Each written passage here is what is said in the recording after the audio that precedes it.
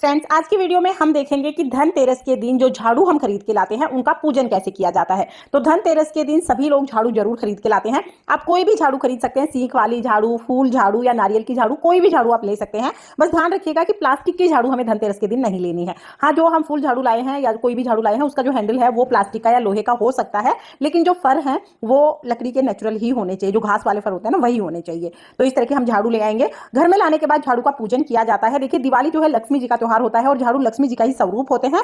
तो हम इनका पूजन करेंगे। पूजा करने के लिए आप जिस जगह पर पूजा कर रहे हैं ना, घर में किसी भी जगह को साफ करके वहां पे झाड़ू रख लीजिएगा। पहले झाड़ू पर हम जल के छींटे लगाकर शुद्धिकरण कर देंगे। उसके बाद फिर हम झाड़ू को रक्षा सूत्र बांधेंगे। तो यहाँ पर हम मोली बांध लेंगे। बाजार से जब भी हम कोई चीज लाते हैं ना, तो बाजार में धूल मिट्टी होती है और चीजें उतनी शुद्ध नहीं होती हैं। घर लाके फिर हम झाड़ू को शुद्ध जरूर करेंगे। तो जल के छींटे हम लगा लेंगे। और जब आप झाड़ू का पूजन करेंगे तो आसन लगाने की जरूरत नहीं होती है। जमीन को अच्छे से साफ करके अच्छे से पोछा वगैरह लगा के वहीं पर आप झाड़ू रख दीजिएगा और फिर झाड़ू का पूजन कर लीजिएगा। तो पहले हमने शुद्धिकरण कर लिया, उसके बाद फिर हम रक्षा सूत्र बांध देंगे। जितनी भी झाड़ू आप लेके आए हैं सभी का हमें पूजन करना है, सभी को हमें रक्षा सूत्र बांधना है। कुछ लोग तो पूरे साल के लिए झाड़ू धनतेरस के दिन ही ले आते हैं और कुछ लोग 1 या 2 झाड़ू लाते हैं। तो जितनी भी झाड़ू आप लेके आए हैं सभी का पूजन आप जरूर कीजिएगा।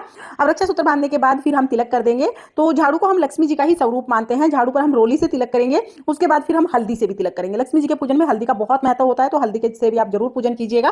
फिर अक्षत यानी चावल समर्पित कर देंगे। उसके बाद अगर आपके पास फूल है तो आप फूल समर्पित कर दीजिए। फूल नहीं है तो कोई बात नहीं, बगैर फूल के भी आप पूजा कर सकते हैं। उसके बाद हम धूप दीप दिखाएंगे और धूप दीप दिखाने के बाद फिर भोग समर्पित करेंगे। तो देखिए, दिवाली पर जितनी भी पूजा होती है ना, सब में खील पताशे का भोग समर्पित किया जाता है। तो खील पताशे का भोग हम यहाँ पर समर्पित कर देंगे।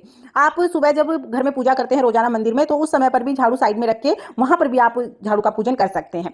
फिर हम आरती कर लेंगे। तो यहाँ पर आप लक्ष्मी जी की आरती कर सकते हैं या आप 5 बार क्लॉकवाइज इस तरह से घुमा के आप झाड़ू की आरती उतार सकते हैं। आरती हमें जरूर उतारनी है। फिर हम हाथ जोड़कर लक्ष्मी माता से अपने घर में आने के लिए, अपने घर में स्थायी निवास करने के लिए प्रार्थना करेंगे। इसके बाद हाथ में थोड़ा सा जल लेंगे। सीधे हाथ में थोड़ा जल हमें लेना है और इस जल को हम झाड़ू के ऊपर से वार देंगे। इस तरह से हमारी जो पूजा है वो पूर्ण हो जाएगी। तो झाड़ू की पूजा हमें इसी तरह से करनी है। कुछ लोग धनतेरस के दिन झाड़ू की पूजा कर लेते हैं और कुछ लोग दिवाली के दिन झाड़ू की पूजा करते हैं। तो आप अपनी सुविधा के अनुसार धनतेरस के दिन या दिवाली के दिन ये पूजा कर सकते हैं। एक बात का ध्यान रखिएगा कि जब भी आप झाड़ू का पूजन करें, सूर्य अस्त होने से पहले पहले झाड़ू का पूजन कर लें तो सबसे अच्छा रहता है, क्योंकि सूर्यास्त होने के बाद यानी दिन छिपने के बाद फिर झाड़ू को उठाया नहीं जाता, झाड़ू को स्पर्श नहीं किया जाता। तो धनतेरस के दिन जब आप झाड़ू खरीद के लाएं तो भी ध्यान रखें कि सूर्यास्त होने से पहले ही आप झाड़ू खरीद लाएं। और जब भी आप झाड़ू का पूजन करें, चाहे धनतेरस के दिन पूजन करें चाहे आप दिवाली के दिन पूजन करें, कोशिश करें कि सूर्यास्त होने से पहले ही आप झाड़ू का पूजन कर लें। हो सके तो सुबह जब आप पूजा करेंगे उसी समय पर आप पूजन कर लीजिएगा। मंदिर के साइड में ही आप झाड़ू को रखिए, झाड़ू का भी पूजन साथ में ही कर लीजिएगा। धूप दीप तिलक वगैरह वहीं दिखा दीजिएगा।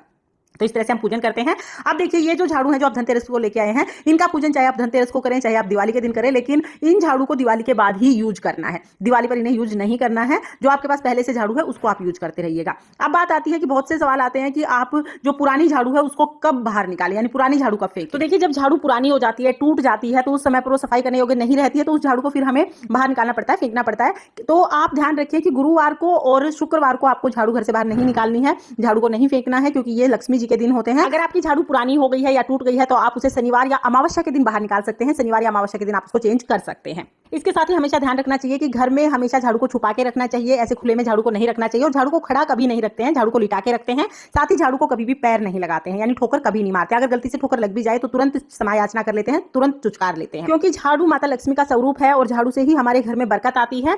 तो इस तरह से कुछ बातें हैं जो हमें जरूर ध्यान रखनी चाहिए। फ्रेंड्स, आप भी धनतेरस के दिन झाड़ू जरूर जरूर लेके आएं और कोशिश करें कि जब आप झाड़ू लेके आएं तो आपको कोई टोके ना, तो थोड़ा आप छुपा के झाड़ू लेके आएं। और झाड़ू को हमेशा घर में भी थोड़ा छुपा के ही रखें, बिल्कुल सामने ना रखें। फ्रेंड्स, झाड़ू पूजन की सरल विधि आपको कैसी लगी कमेंट करके जरूर बताना। और अगर ये वीडियो आपको पसंद आई हो, वीडियो आपके लिए थोड़ी बहुत भी यूजफुल हो, तो प्लीज वीडियो को लाइक कर देना और चैनल को सब्सक्राइब